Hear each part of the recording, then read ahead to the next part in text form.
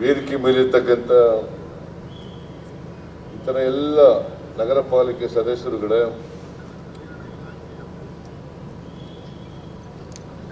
ಆಹ್ವಾನಿತ ಗಣ್ಯರೇ,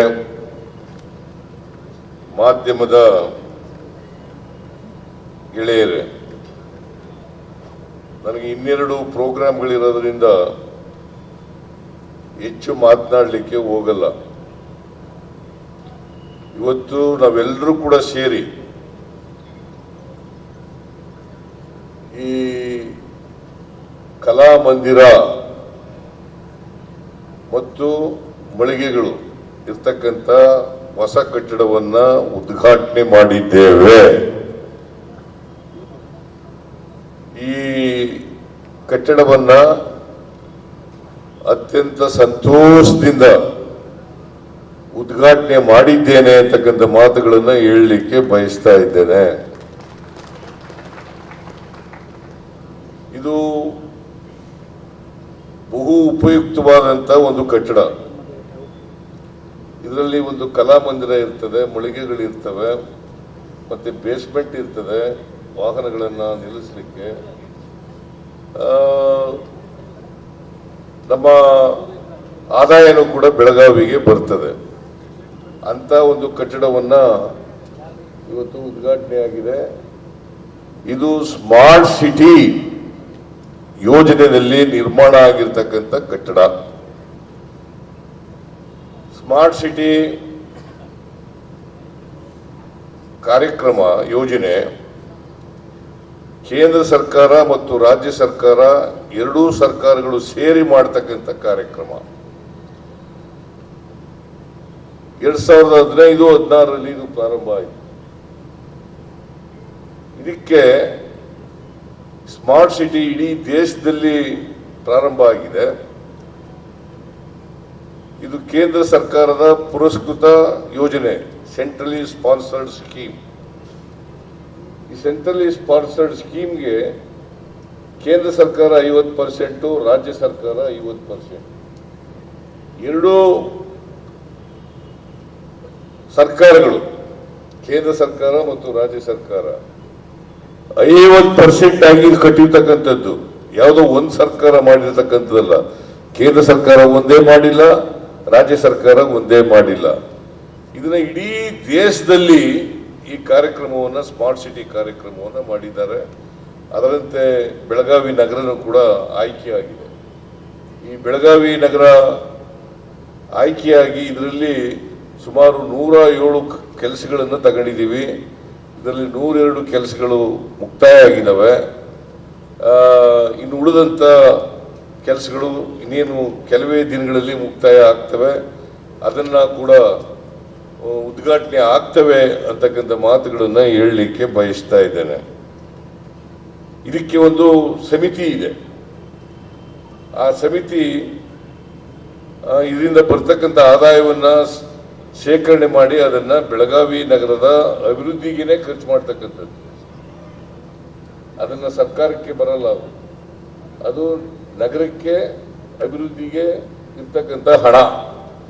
ಆ ಹಣ ಮುಂದೆ ಬರ್ತಕ್ಕಂಥದ್ದು ಬಹುಶಃ ಒಂದು 5-6 ಕೋಟಿ ಆಗ್ಬೋದು ಅಂತ ಅನ್ಸುತ್ತೆ ನನಗೆ. ಒಂದು ತಿಂಗಳಿಗೆ ಸುಮಾರು ಇವೆಲ್ಲ ಬಾಡಿಗೆ ಕೊಟ್ಟರೆ ಆಕ್ಷನ್ ಮಾಡಿ ಅಂತ ಹೇಳಿದ್ದೀನಿ. ಯಾಕಂದ್ರೆ ಟ್ರಾನ್ಸ್ಪರೆಂಟ್ ಆಗಿರ್ಬೇಕು. ಟ್ರಾನ್ಸ್ಪರೆಂಟ್ ಆಗಿ ಇರೋದ್ರಿಂದ ಬರ್ತಕ್ಕಂಥ ಆದಾಯ, ಹೆಚ್ಚು ಆದಾಯ ಬಂದರೆ ನಗರಕ್ಕೆ ಒಳ್ಳೆಯದು. ಅದಕ್ಕೋಸ್ಕರ ಹೆಚ್ಚು ಆದಾಯ ಬರಲಿ ಅಂತ ಹೇಳಿ ಆಕ್ಷನ್ ಮಾಡಿ ಹರಾಜಾಕಿ ಬಂದಂಥ ಹಣವನ್ನು ಆ ಸಮಿತಿಯವರು ನಗರ ಬೆಂಗಳೂರು ಬೆಳಗಾವಿ ನಗರಕ್ಕೆ ಅಭಿವೃದ್ಧಿಗೆ ಖರ್ಚು ಮಾಡ್ತಕ್ಕಂಥ ಪ್ರಯತ್ನವನ್ನು ಮಾಡ್ತಾರೆ ಅಂತಕ್ಕಂಥ ಮಾತುಗಳನ್ನು ಈ ಸಂದರ್ಭದಲ್ಲಿ ಹೇಳಲಿಕ್ಕೆ ಬಯಸ್ತಾ ಇದ್ದೇನೆ. ಸೊ ಆದಷ್ಟು ಜಾಗ್ರತೆ ಆಕ್ಷನ್ ಮಾಡಿ ಅದನ್ನು ನಗರ ಪಾಲಿಕೆಗೆ ನಗರ ಪಾಲಿಕೆ ಅಂದರೆ ಬೆಳಗಾವಿ ನಗರದ ಅಭಿವೃದ್ಧಿಗೆ ಖರ್ಚು ಮಾಡ್ತಕ್ಕಂಥ ಹಣ ಮಾಡಲಿ ಅಂತೇಳಿ ಈ ಸಂದರ್ಭದಲ್ಲಿ ಹೇಳಲಿಕ್ಕೆ ಬಯಸ್ತೇನೆ. ಇದೇ ಸಂದರ್ಭದಲ್ಲಿ ಬಹಳ ಜನರಿಗೆ, ಅಂಗವಿಕಲರಿಗೆ ವಾಹನಗಳನ್ನು ಕೊಟ್ಟಿದ್ದೀವಿ. ಆಮೇಲೆ ಪೌರ ಕಾರ್ಮಿಕರಿಗೆ ಕಾಯಂ ಮಾಡ್ತಕ್ಕಂಥ ಕೆಲಸವನ್ನು ಮಾಡಿದ್ದೀವಿ. ಕೆಲವರಿಗೆ ಖಾತೆಗಳನ್ನ ಕೊಡ್ತಕ್ಕಂಥ ಕೆಲಸ ಮಾಡಿದ್ದೀವಿ. ಒಟ್ಟು ಈಗ ಈ ನಗರ ಪಾಲಿಕೆಯಲ್ಲಿ ಪೌರ ಕಾರ್ಮಿಕರು ಕೆಲಸ ಮಾಡ್ತಾ ಇದ್ದಾರಲ್ಲ, ಇವರಿಗೆ ನಮ್ಮ ಸರ್ಕಾರ ಹಿಂದೆ ಇದ್ದಾಗಲೇ ಕಾಯಂ ಮಾಡಬೇಕು ಅಂತೇಳಿ ತೀರ್ಮಾನ ಮಾಡ್ತು.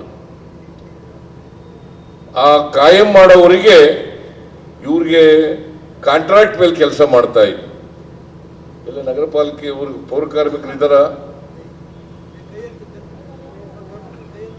ಅಲ್ಲ? ಇವರೆಲ್ಲರೂ ಕೂಡ ಕಾಂಟ್ರಾಕ್ಟ್ ಮೇಲೆ ಒಬ್ಬ ಕಾಂಟ್ರಾಕ್ಟರ್ ಇವರಿಗೆ ಸಂಬಳ ಕೊಡ್ತಾ ಇದ್ರು. ಅದನ್ನು ನಿಲ್ಲಿಸಿ ಮಿನಿಮಮ್ ವೇಜಸ್ ಆಕ್ಟ್ ಪ್ರಕಾರ 7,000 ರೂಪಾಯಿ ಸಿಗ್ತಿತ್ತು, ಇವರಿಗೆ 17,000 ರೂಪಾಯಿ ಮಾಡಿಕೊಟ್ಟದ್ದು ನಮ್ಮ ಸರ್ಕಾರ ಅಂತಕ್ಕಂಥದನ್ನ ತಮಗೆ ತಿಳಿಸ್ಲಿಕ್ಕೆ ಬಯಸ್ತೇನೆ. ಏನ್ರಪ್ಪ ಅಲ್ವೇನ್ರಿ? 17,000 ಬರ್ತಾ ಇದೆ ಈಗ. ಅದಲ್ಲದೇನೆ ಈಗ ಕಾಯಂ ಮಾಡ್ತಕ್ಕಂಥ ಕೆಲಸನೂ ಕೂಡ ಆಗಿದೆ. ಇಡೀ ರಾಜ್ಯದಲ್ಲಿ ಯಾವ್ಯಾವ ನಗರ ಪಾಲಿಕೆಗಳಲ್ಲಿ ಕೆಲಸ ಮಾಡಲಿ, ನಗರಸಭೆಗಳಲ್ಲಿ ಕೆಲಸ ಮಾಡಲಿ, ಪಟ್ಟಣ ಪಂಚಾಯಿತಿಗಳಲ್ಲಿ ಕೆಲಸ ಮಾಡಲಿ, ಪುರಸಭೆಗಳಲ್ಲಿ ಕೆಲಸ ಮಾಡಲಿ, ಪಂಚಾಯಿತಿಗಳಲ್ಲಿ ಕೆಲಸ ಮಾಡಲಿ, ಎಲ್ಲ ಪೌರ ಕಾರ್ಮಿಕರನ್ನು ಕೂಡ ಕಾಯಂ ಮಾಡತಕ್ಕಂಥ ಕೆಲಸವನ್ನ ಮಾಡ್ತೇವೆ ಅಂತಕ್ಕಂಥ ಮಾತುಗಳನ್ನ ಇದು ಸರ್ಕಾರದ. ಅಷ್ಟೇ ಅಲ್ಲ, ಈ ಲಾರಿ ಲೋಡರ್ಸ್ ಇದಾರಲ್ಲ, ಡ್ರೈವರ್ಗಳಿದಾರಲ್ಲ, ಕ್ಲೀನರ್ಸ್ಗಳಿದಾರಲ್ಲ, ಅವ್ರಿಗೂ ಕೂಡ ನಾವು ಮಿನಿಮಮ್ ವೇಜಸ್ ಆಕ್ಟ್ ಅನ್ನ ಮಾಡಿಕೊಡ್ತಕ್ಕಂಥ ಕೆಲಸವನ್ನ ಮಾಡ್ತೇವೆ ಅಂತಕ್ಕಂಥ ಮಾತುಗಳನ್ನು ಕೂಡ ಈ ಸಂದರ್ಭದಲ್ಲಿ ಹೇಳಲಿಕ್ಕೆ ಬಯಸ್ತಾ ಇದ್ದೇನೆ. ಮತ್ತೆ ಅಂಗವಿಕಲರು ಎಲ್ಲ ಇದಾರಲ್ಲ, ವಿಕಲಚೇತನರು, ಅಂಗವಿಕಲರು ಅಂತ ಹೇಳ್ಬಾರ್ದು, ವಿಕಲಚೇತನ, ಇವರಿಗೆ ಸೈಕಲ್ಗಳನ್ನು ಕೊಡ್ತಕ್ಕಂಥ ಕೆಲಸ ಆಗಿದೆ. ಕರ್ನಾಟಕದಲ್ಲಿ ನಮ್ಮ ಲಕ್ಷ್ಮೀ ಹೆಬ್ಬಾಳ್ಕರ್ ಇದ್ದಾರೆ, 4,000 ಜನಕ್ಕೆ ಕೊಟ್ಟಿದ್ದೀವಿ. ಈಗ ಇನ್ನು ಉಳಿದಂಥವ್ರಿಗೂ ಕೂಡ ಕೊಡ್ತೀವಿ. ಎಲ್ಲ ಉಳಿದಂಥ ವಿಕಲಚೇತನರಿಗೆ ಎಲ್ಲರಿಗೂ ಕೂಡ ಕೊಡ್ತೇವೆ ಅಂತಕ್ಕಂಥ ಮಾತುಗಳನ್ನ ಹೇಳಲಿಕ್ಕೆ ಬಯಸ್ತೇನೆ. ಅಭಯ ಪಾಟೀಲ್ ಒಂದು ಮಾತು ಹೇಳಿದರೆ, ನಮಗೆ ಲಕ್ಷ್ಮೀ ಹೆಬ್ಬಾಳ್ಕರ್ ಕೂಡ ಹೇಳಿದ್ರು. ನಾ ಬರುವಾಗ ಅದಾಯ್ತಮ್ಮ ಹೇಳ್ತೀನಿ, 7 ಗಂಟೆ ಕೂತ್ಕೊಂಡು ಸ್ವಲ್ಪ ನೀನು ನಿನ್ನ ಕ್ಷೇತ್ರದಲ್ಲಿ ಆಗಿರ್ತಕ್ಕಂಥದ್ದು ಅದು STP ಆಗಬೇಕು. ಆ STPಗೆ ಜಮೀನು ಅಕ್ವೈರ್ ಆಗಿದೆ.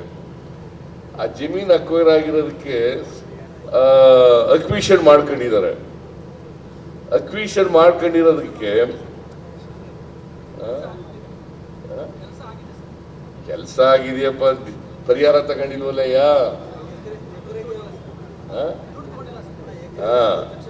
ಇವ್ರು ದುಡ್ಡು ತಗೊಂಡಿಲ್ಲ ಅಂತಂದ್ರೆ ಇವರು ತಕರಾರು ಮಾಡ್ಕೊಂಡಿದ್ದಾರೆ. ಸರ್ಕಾರ ಪರಿಹಾರ ಹಣನ ಕೋರ್ಟ್ನಲ್ಲಿ ಡಿಪಾಸಿಟ್ ಮಾಡಿಬಿಟ್ಟಿದ್ದಾರೆ.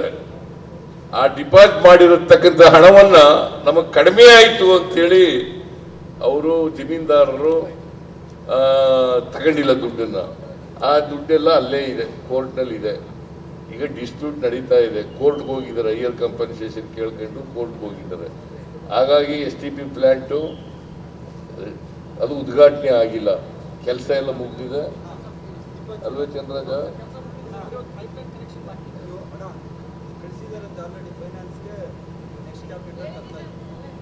ಅದಕ್ಕೆ ಲಕ್ಷ್ಮೀ ಹೆಬ್ಬಾಳ್ಕರ್ ಅವರು ಹೇಳ್ತಾ ಇದ್ರು, ಇಲ್ಲೇ ಬೇರೆ ಕಡೆ ಒಂದ್ ಕಡೆ ಈ ತರ ಕೊಟ್ಟಿದ್ದಾರೆ, ಹೆಚ್ಚು ಪರಿಹಾರ ಕೊಟ್ಟಿದ್ದಾರೆ, ಇದಕ್ಕೂ ಕೊಡಿ ಅಂತ ಹೇಳಿದ್ದಾರೆ. ನಾನು ಅದನ್ನ ಫೈಲ್ ತರಿಸಿ ನೋಡ್ಬಿಟ್ಟು ಹೇಳ್ತೀನಮ್ಮ, ಯಾಕಂತಂದ್ರೆ ನೋಡ್ದೇನೆ ಹೇಳಕ್ ಹೋಗ್ಬಾರ್ದು. ನಾನು ಏನ್ ಹೇಳ್ತೀನಿ ಅದರಂತೆ ನಡ್ಕೋಬೇಕು, ಗೊತ್ತಾಯ್ತಾ? ರೈತರಿಗೆ ಅನ್ಯಾಯ ಆಗೋದಾದ್ರೆ ಸರಿಪಡಿಸ್ತಕ್ಕಂಥ ಕೆಲಸ ಮಾಡ್ತೀವಿ. ಅದನ್ನೇ ಈಗ Lakshmi Hebbalkar she's A part of the government, ಅನ್ಯಾಯ ಆಗಬಾರ್ದು ಅಂತ ಹೇಳ್ತಾ ಇದ್ದಾರೆ. ಅವ್ರ ಕ್ಷೇತ್ರ ಆದ್ರಿಂದ ಸ್ವಲ್ಪ ಒಂದು ಹೆಜ್ಜೆ ಮುಂದೆ ಹೋಗಿ ಹೇಳ್ತಾ ಇದ್ದಾರೆ. ಯಾವುದು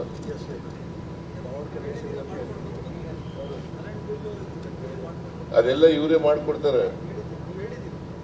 ಅವರೆಲ್ಲ ಮಾಡ್ಕೊಡ್ತಾರೆ. ನಾನು ಹೇಳ್ತೀನಿ ನಗರಾಭಿವೃದ್ಧಿ ಸಚಿವರಿಗೆ ಕೂಡಲೇ ಆಸಿಫ್ ರಾಜು ಶೇಟ್ ಆಸಿಫ್ ಶೇಟ್ ಅವ್ರು ಹೇಳೋದನ್ನ ಮಾಡ್ಕೊಡಪ್ಪ, ಇವರು ನಮ್ಮ ಮನುಷ್ಯ ಮಾಡ್ಕೊಡಿ. ಇವರು ನಮ್ಮ ಮನುಷ್ಯ ಅಂತ ಯಾಕೆ ಹೇಳಿದೆ ಅಂತಂದ್ರೆ ಇವರು ಆತ್ಮೀಯರು, ಅವ್ರ ಅಣ್ಣ ಆತ್ಮೀಯರಾಗಿದ್ರು, ಇವ್ರ ತಮ್ಮನೂ ಕೂಡ ಆತ್ಮೀಯರಾಗಿದ್ದಾರೆ. ನಮಗೆಲ್ಲ 224 MLAಗಳು, 75 ಜನ MLCಗಳು ಎಲ್ಲರೂ ಕೂಡ ಆತ್ಮೀಯರೇ. ಕರ್ನಾಟಕ ರಾಜ್ಯದ ಮುಖ್ಯಮಂತ್ರಿ ನಾನು, ಬರೀ ಕೆಲವರ ಮುಖ್ಯಮಂತ್ರಿ ಅಲ್ಲ. ಆದ್ದರಿಂದ ಬೆಳಗಾವಿಯನ್ನು ಕೂಡ ಅಭಿವೃದ್ಧಿ ಮಾಡತಕ್ಕಂಥ ಪ್ರಯತ್ನವನ್ನ ಮಾಡ್ತೇವೆ.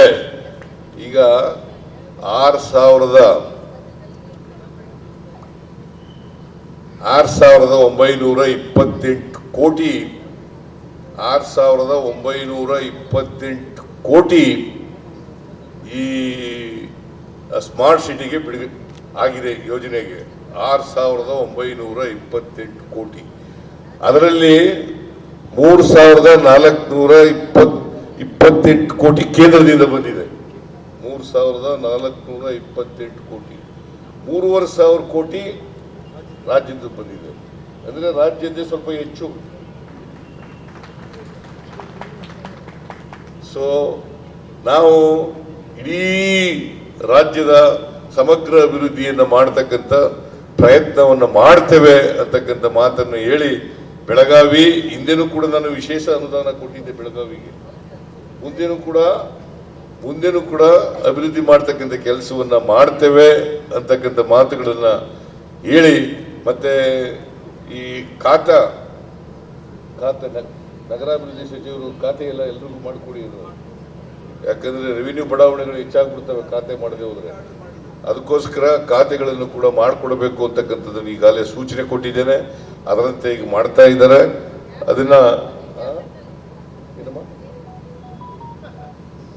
ಅದರಿಂದ ನೀವ್ಯಾರು ಕೂಡ ಆತಂಕ ಪಡಬೇಕಾದಂತ ಅಗತ್ಯ ಇಲ್ಲ, ನಮಗೆ ಖಾತೆ ಇಲ್ಲ ಅಂತ ಅಗತ್ಯ ಪಡಬೇಕಾದಂತ ಅಗತ್ಯ ಇಲ್ಲ ಅಂತಕ್ಕಂಥ ಮಾತುಗಳನ್ನು ಹೇಳಿ, ನನಗೆ ಬೇರೆ ಕಾರ್ಯಕ್ರಮ ಇರೋದ್ರಿಂದ ಹೆಚ್ಚು ಮಾತನಾಡ್ಲಿಕ್ಕೆ ಹೋಗಲ್ಲ.